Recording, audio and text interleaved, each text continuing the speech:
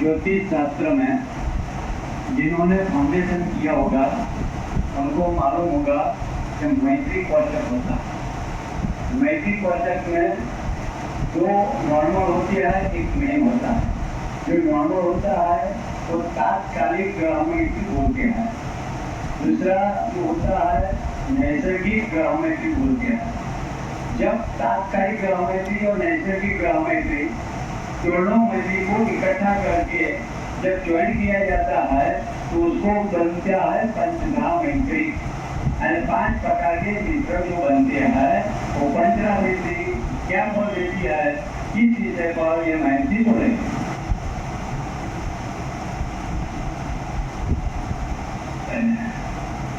वसुदेव सुतम देवम पंचतारुद्रमर्दनम देवकी परमानंदम कृष्णम वंदे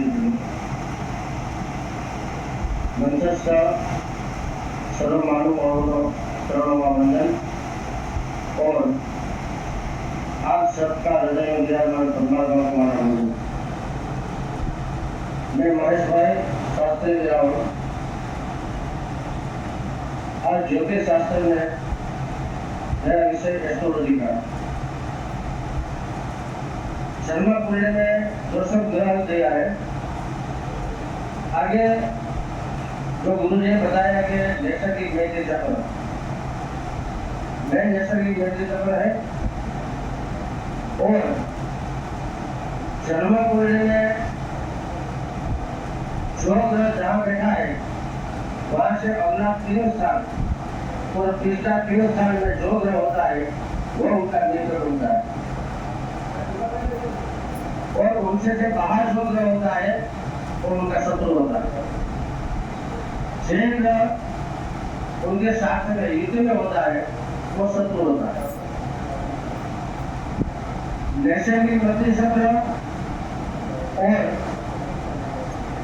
तत्कालीन मैत्री चक्र दोनों ग्रह में जो मित्र से मित्र होता है तो अधिमित्र बन जाते हैं, शत्रु से शत्रु होता है तो अधिशत्रु बन जाते हैं। मित्र और शत्रु नैसर्गिक में मित्र बनता है, तत्कालीन में शत्रु बनता है। एक ग्रह पंचधा मैत्रिक कोष्टक में सम बन जाते हैं।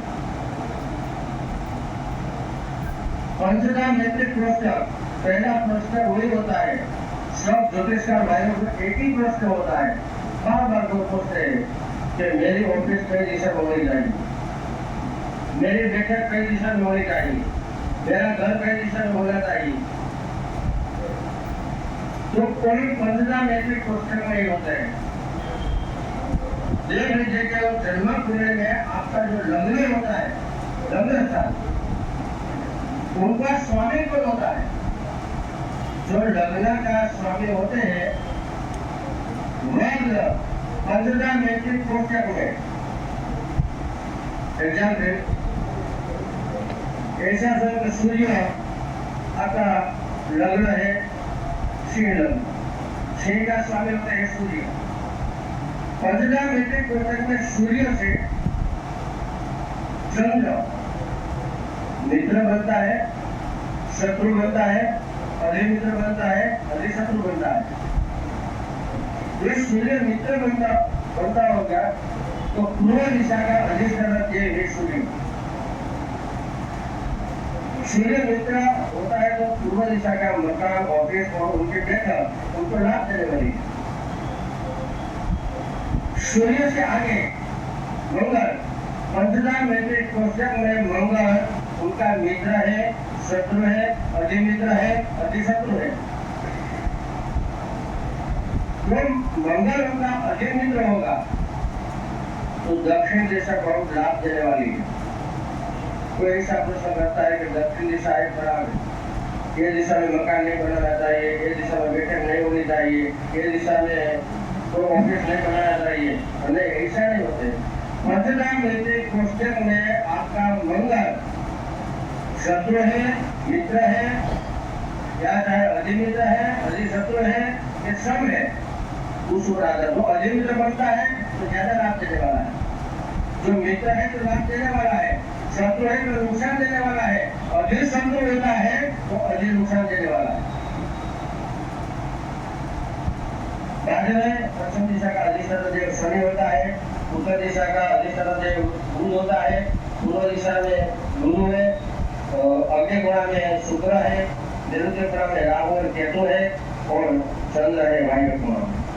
तो पंचदा मैत्री कोष्टक के आधार पर जो ग्रह देश स्थान में बैठा है वही स्थान में आपका मित्र है, शत्रु है, यहाँ लाभ देने वाला है कि नहीं है, इसलिए आपका मकर ग्रह को ये दिशा में आपका मोह रखकर बैठने से आपको लाभ मिलता है।